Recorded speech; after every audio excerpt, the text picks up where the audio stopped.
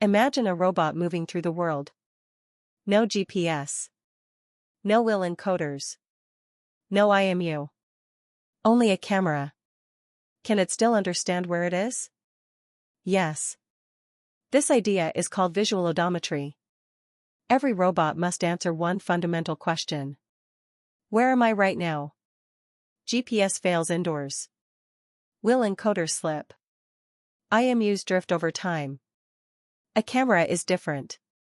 It is cheap, lightweight, and rich with information. That's why robots rely on vision. Visual odometry works by comparing images over time. What changed? From those changes, the robot estimates motion, rotation, translation, movement through space. This is how robots see motion. Visual odometry is not mapping. Mapping and SLAM come later. Visual odometry focuses only on motion estimation. In the next episode, we start at the absolute foundation. How a camera sees the world. Pinhole model. Pixels. Projection.